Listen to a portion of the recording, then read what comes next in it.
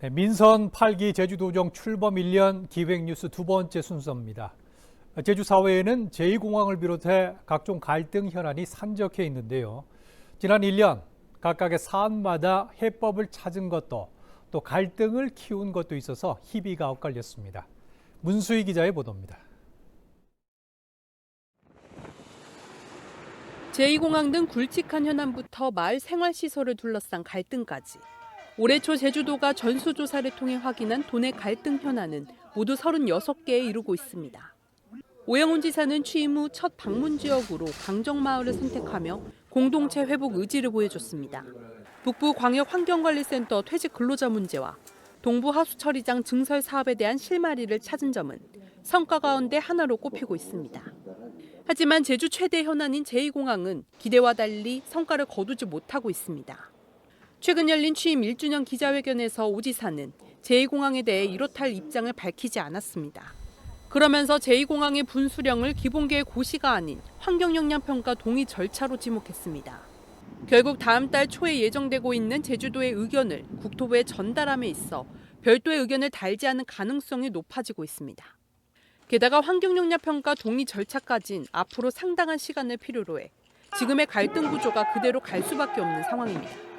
기본계획 고시에 앞둔 의견은 이 공항 추진에 따른 정책적인 분야고 환경영향평가에 따른 의견은 말 그대로 환경과 관련된 것으로 두 가지 성격이 엄연히 다른 만큼 오 지사의 시간 끌기에 논란과 반발은 확산되고 있습니다. 여기다 환경영향평가 동의 여부는 제주도의회에 있는 만큼 책임을 넘기려는 게 아니냐는 논란까지 나오고 있습니다. 그 분수령은 환경영향평가 동의 절차가 아닌가 싶습니다. 거기까지 가서야 제2공항의 문제에 대해서 명확하게 결론이 난다.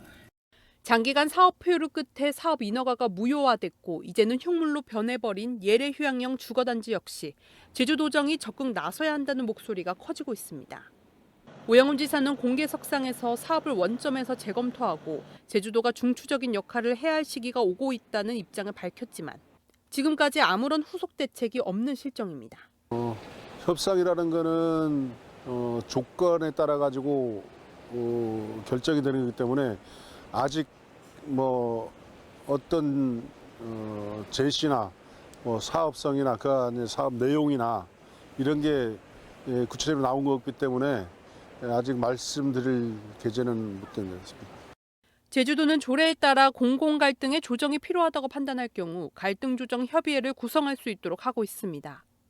하지만 지금까지 협의회 역할 사례는 단 한 차례에 불과해 사실상 사문화되고 있습니다. 전 도정과 달리 가장 크게 기대했던 게 제2공항 문제에 대한 좀 뭔가 이 문제 해결의 진척, 또 갈등 해결의 단계로 본격적으로 들어가는 걸 기대했었는데 전혀 그런 건 이루어지지 않았죠. 어떤 게 진짜 제주 사회를 위해서 가장 바람직한가 하는 거 논의하고 의견을 모아가는 그리고 그 과정에서 쟁점을 해소하는 이 작업이 필요하거든요. 제주도는 앞으로 자체적인 공공 갈등 해결 역량을 키우고 중재자 도입을 통해 보다 전문성을 강화하겠다고 밝혔습니다. 지난 1년 동안의 성과를 바탕으로 민선 8기 2년차부터 각종 갈등 현안에 대한 합리적인 해결책을 찾길 많은 도민들은 바라고 있습니다. KCTV 뉴스 문수희입니다.